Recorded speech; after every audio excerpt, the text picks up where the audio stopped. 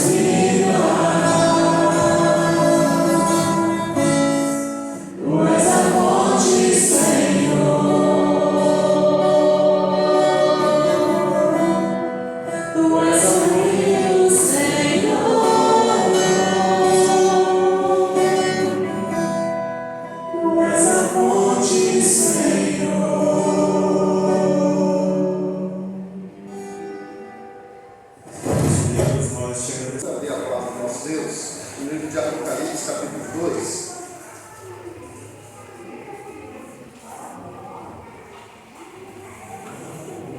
Apocalipse, capítulo 2.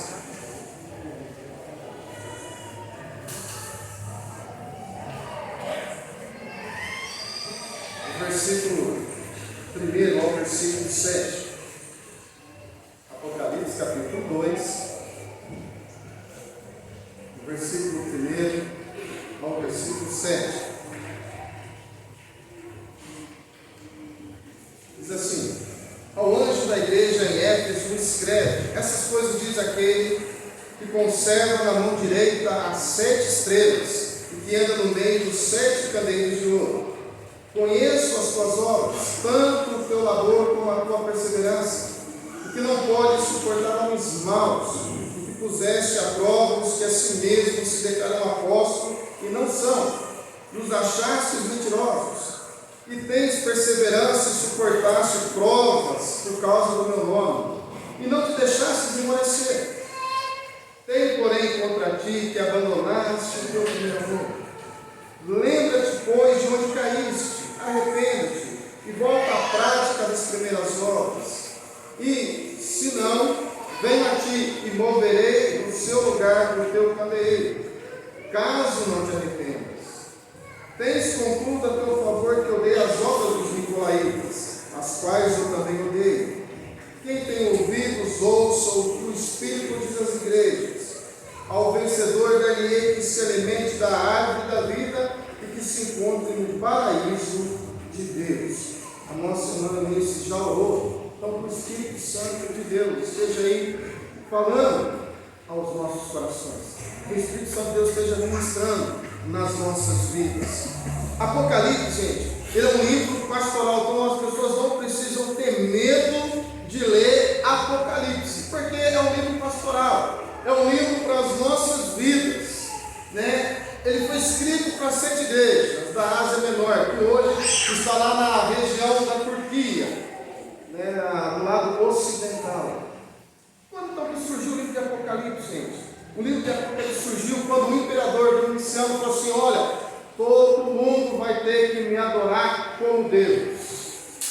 E aí então, João, preso na ilha de Patmos, Deus fala com ele.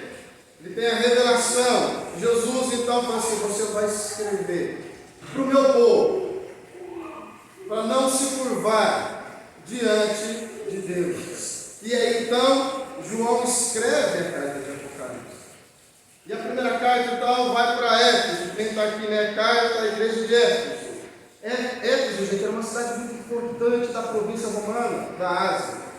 Calcula-se que aquela população tinha mais ou menos 500 mil pessoas. Imagina só, uma população de quase 500 mil pessoas.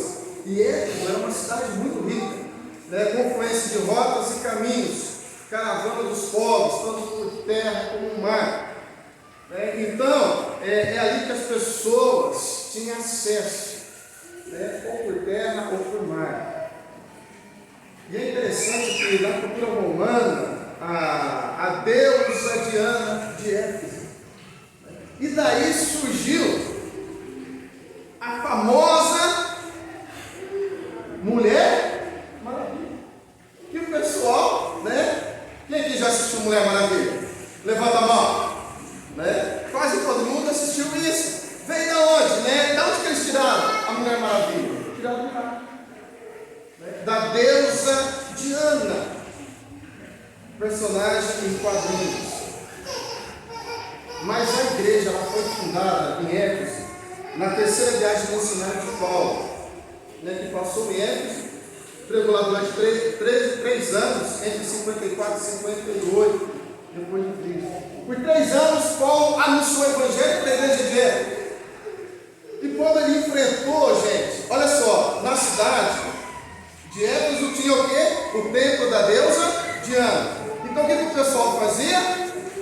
Eles faziam estátuas da deusa Artemisa, né? Da deusa Diana. E eles vendiam. Então quando Paulo começa a pregar o evangelho, o que acontece? As pessoas falam assim: peraí, eu não preciso adorar então essa imagem? Então eu preciso adorar somente a Deus? Então as pessoas começaram a ter deixar de comprar a estátua, deixar de comprar uma imagem. E Paulo então ele encontra quem? Uma perseguição ferrenha de quem? Dos donos que faziam as imagens. Oh, peraí, nosso mundo está caindo, esse homem está pregando que não pode adorar a imagem, e nós vivemos da imagem agora. O que esse Paulo pensa que é? Então ele recebeu uma altura, um conflito imenso com aquelas pessoas. Por quê? Porque as pessoas estavam lucrando, as pessoas estavam ganhando dinheiro. E hoje é assim também, quantas pessoas que lutam? Vendendo estátuas, imagens de pessoas. Então, Paulo enfrentou isso, esse conflito. E também, gente, era uma cidade também de uma influência espiritual também. Só que, infelizmente, além do templo de Ana, existiam aquelas pessoas, por causa do porco, pessoas que mexiam com magias, com feitiçarias, entravam para a cidade e praticavam a cura. Então, imagine o cenário da igreja que estava inserido na deusa Diana, o povo cultuando, as pessoas vendiam, e também feitiçaria. Imagine a guerra que estava naquela cidade. O evangelho começou a crescer. E passa-se os anos. E Deus então traz uma revelação para João. E é por isso que eu convido vocês a meditar comigo no seguinte tema: a igreja em Éfeso. Em primeiro lugar, as aparências se enganam. Olha o versículo 1 a 3. Agora vamos detalhar isso aqui. Do versículo 1 ao 3. Olha o versículo 1. Ao anjo da igreja em Éfeso escreve. Quem que é o anjo? É o pastor. Então, a carta está sendo direcionada ao pastor daquela igreja. E essas coisas diz aquele que conserva na mão direita as 7 estrelas. Quem que é as 7 estrelas? As 7 igrejas que a carta foi direcionada. E quem que é os 7 candeeiros? Perdão, as 7 estrelas são os 7 pastores. Dos 7 candeeiros de ouro, as 7 igrejas. Então a carta está sendo direcionada para os pastores da igreja e também para a igreja. Deus quer falar para os pastores e para a igreja. E olha o versículo 2: conheço as tuas obras. O seguinte, o nosso Deus, Ele é onisciente, Ele conhece o que se passa na sua vida, Ele conhece o seu trabalho. Ele sabe que o Kelso, o Cristiano, o Josimar, o Zé Carlos, o Wagner, o Euclésio, todos, sabe que levanta de manhã, não é isso? Levanta, dá um duro, aí chega à noite, não é isso? Quer descansar, por quê? Porque o trabalho foi pesado, não é isso? As pessoas trabalhavam muito, as pessoas estavam cansadas e Deus está falando assim: eu sei que vocês trabalham muito, eu conheço as obras de vocês, eu sei que vocês suam camisa, tanto na vida espiritual como na vida secular. Eu conheço as obras de vocês, eu sei dos desejos de vocês, eu sei o que está no coração de vocês, eu conheço vocês, eu conheço o que se passa na mente de vocês. Olha só, Jesus sabe o que se passa na mente de cada um que está aqui nesse momento. Deus fala assim: eu conheço a obra de vocês, eu conheço o teu trabalho, eu sei que você cansa, eu conheço a sua perseverança, eu sei que você é paciente, eu sei que você tem perseverança naquilo que você está fazendo. Eu sei que vocês não suportam homens maus. Eu sei que vocês não gostam disso. Vocês são intolerantes aos homens maus. E é isso, nós não devemos suportar homens maus. Gente, e Pedro vai falar isso. Gente, nós não podemos suportar homens maus. O versículo 2 está falando isso. Olha, vocês também declaram aqueles apóstolos que não são, os acharam mentirosos. Gente, na igreja de Éfeso tinha um dom que era tremendo. Um dom que eu acho que a nossa igreja tem que buscar. Sabe que dom é esse? De discernimento do Espírito. Porque olha o que o versículo 2 está falando. Que assim mesmo declaram apóstolos e não são, os acharam mentirosos. Eu sei que vocês conseguem discernir. Peraí, o que você está falando Está errado. O que você está falando, gente, está fora das escrituras. Por quê? Porque tem pessoas que são, tem falas diabólicas, que causam divisão. E aquela igreja, eles tinham esse discernimento. Opa, peraí, o que vocês estão falando aí, o diabo está usando a sua boca. E Paulo fala isso em 1 Coríntios 6,7. O só existir entre vós rixas e contendas já é completa derrota. Olha só, aquela igreja não suportava isso. Peraí, por que eu estou falando isso? Porque o diabo usou a boca de Pedro. E Jesus falou assim: arreda-te, Satanás. Arreda, Satanás. Eles tinham discernimento de espírito. Já pensou que coisa boa? Oh, peraí. Isso aí que está falando não vem de Deus. Olha o versículo 3. Que tem perseverança e suportar essas provas por causa do meu nome. Vocês estão vendo assim que é um crente nato. Que presbiteriano! Não é assim aos nossos olhos. Mas as aparências se enganam.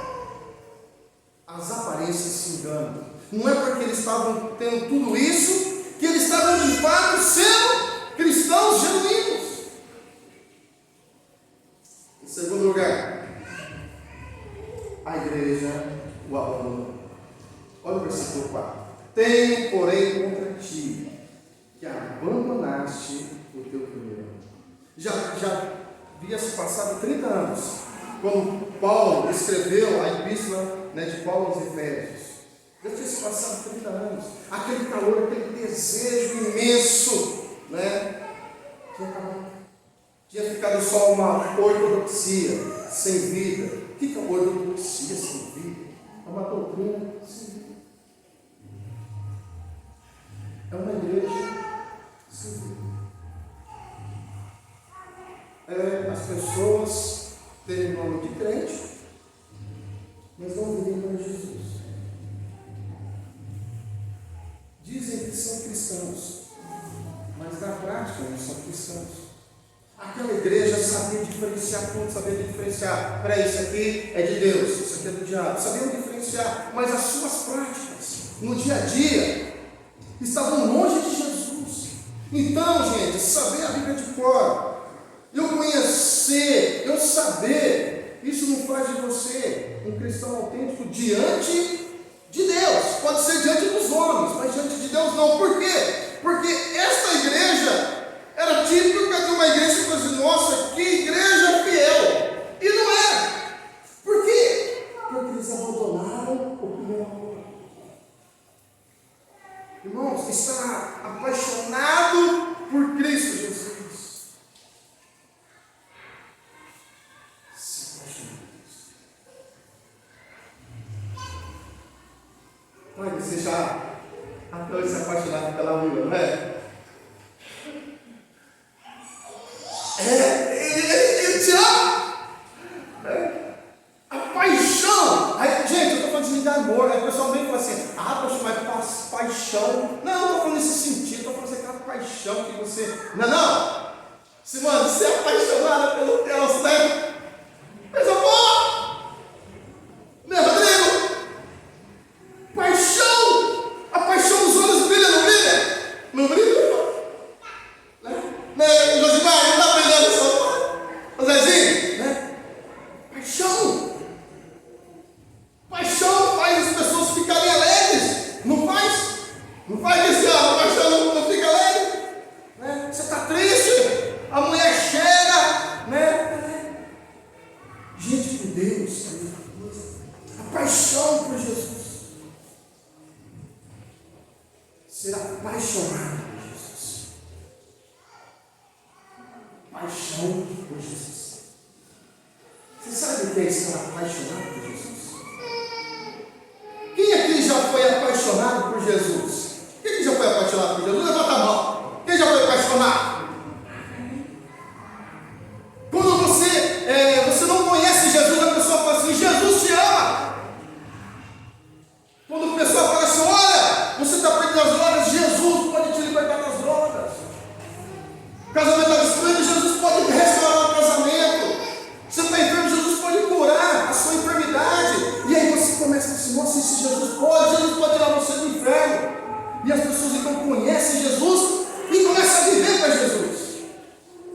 Só que aquela paixão que a igreja de Efésios tinha foi se apagando. E Paulo, imaginando Paulo, né? Já pensou Paulo pregando aqui, gente? Depois de 30 anos que Paulo passou, pregou, a igreja de Éfeso tinha se esfriado. Eu acho que foi ontem. Depois, não sei se conversando. Eu sempre estava conversando com o pessoal. Agora não lembro, né? Estou ficando velho, né? A gente esquece. Dizendo o seguinte, que daqui 50 anos, ninguém vai lembrar mais do André. Daqui 200 anos, ninguém vai lembrar mais da Eunice. Daqui 300 anos, ninguém vai lembrar mais do Fred. Daqui 500 anos, ninguém vai lembrar de ninguém que está aqui nesse lugar. Por quê 500 anos? Porque se passa geração, nós vamos ser esquecidos. Irmãos, você é passageiro. Eu sou passageiro. Todos nós. Daqui 200 anos, ninguém vai lembrar de nós. Quem que lembra aqui do tataravô? Levanta a mão do tataravô. Quem conhece, quem sabe a história do avô, levanta a mão. Os avós. Vocês estão percebendo? Entre nós, dos avós, imagina o tataravô. A gente não lembra por quê? Porque vai se esquecendo. Vai se esquecendo. Nós caímos no esquecimento. Irmãos, olha que coisa séria. Cuidado, porque com Deus pode ser a mesma coisa. Com Deus pode ser a mesma coisa. Nós podemos cair no esquecimento. Temos o nome de cristão, temos o título como bom presbiteriano, somos predestinados. Não é assim? Tem um orgulho. Mas será que de fato é predestinado? Será que de fato é? Jesus está falando, vocês abandonam o primeiro. E Paulo vai escrever sobre o amor do 1 Coríntios 3, né? A respeito do amor, amor que sofre, o amor que dispõe, o amor tudo. Vai lá, depois você lê 1 Coríntios 3 sobre o amor. Em terceiro lugar, o que a igreja deve fazer? Voltar para Deus. Olha o versículo 5. Gente, agora eu quero que você preste bem atenção nesse versículo 5. Obrigado, servos bom e fiel, que você oraram para mim.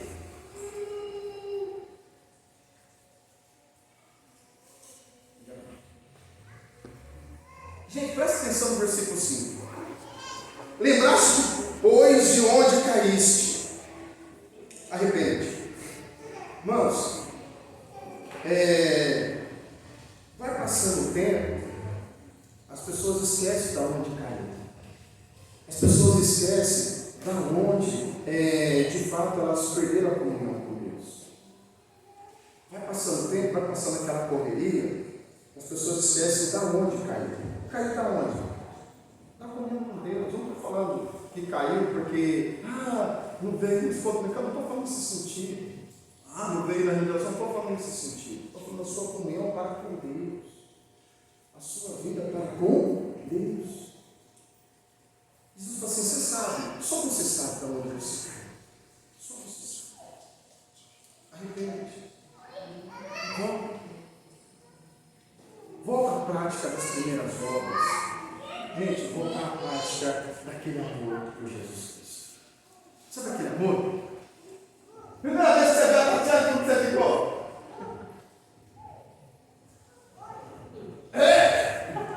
Sem palavras. Você viu? Aí eu falo, a primeira vez que você viu a Irene? A primeira vez que você viu a Aurélio? A Branquinho? Primeira vez que viu a Erika? As pernas bobeou.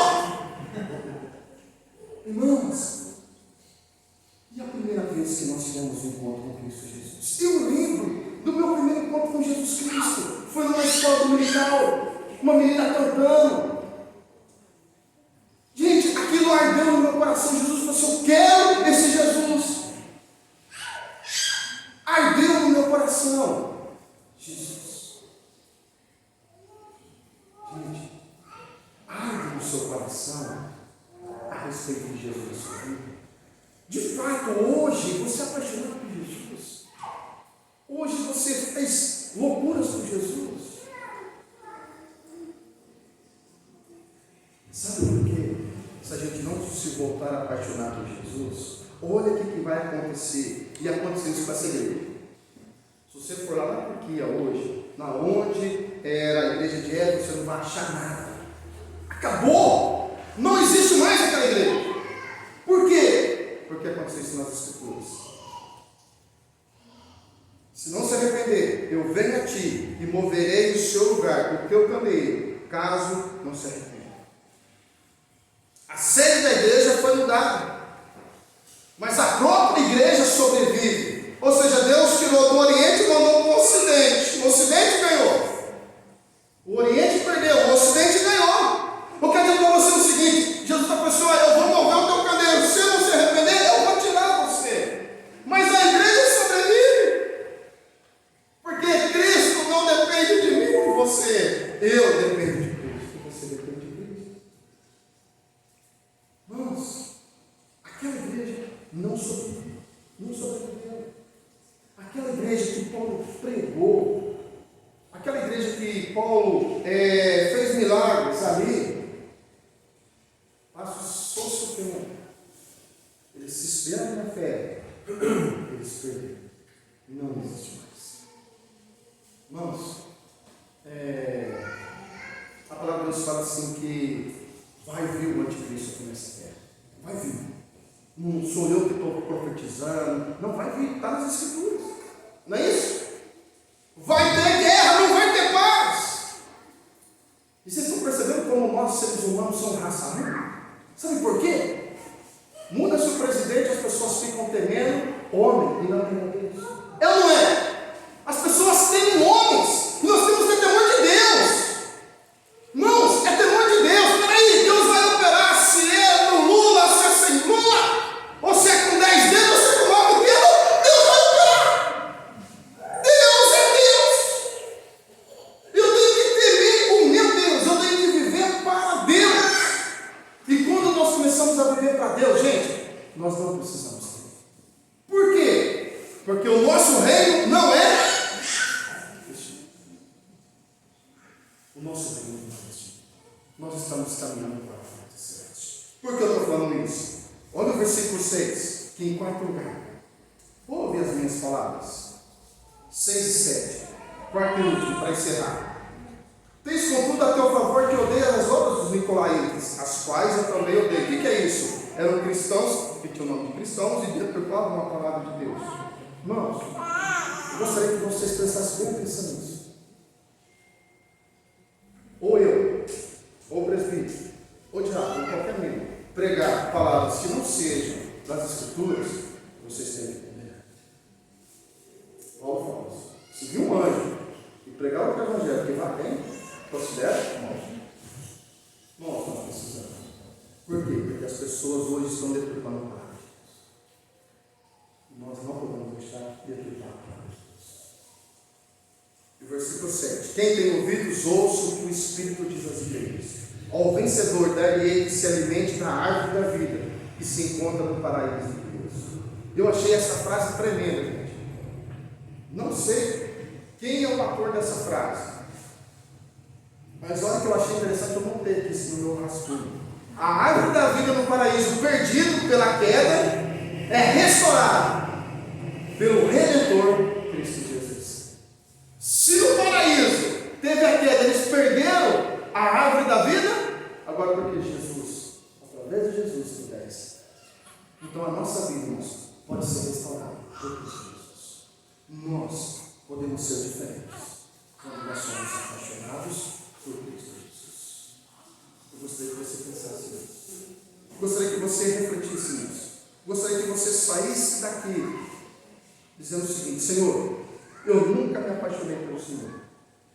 Eu estou tanto tempo na igreja, ou estou pouco tempo na igreja, não importa o tempo que eu, mas me ensina a me apaixonar pelo Senhor. Me ensina a amar o Senhor. Mas Senhor, porque quando nós amamos, as as coisas vão ser diferentes. Quando não há amor, estou falando por Cristo, quando vem qualquer problema, nós afastamos de Cristo. Sabe por quê? Eu e você, nós nos afastamos de Cristo porque a gente deixa de amar Cristo. E a gente começa a viver outras coisas sem ser de fato Cristo Jesus. Pense nisso. Lembra de onde caiu isso? Ou se você fala assim, não, eu nunca caí. Amém. Senhor, me mandei de pé para a glória do Senhor. Amém?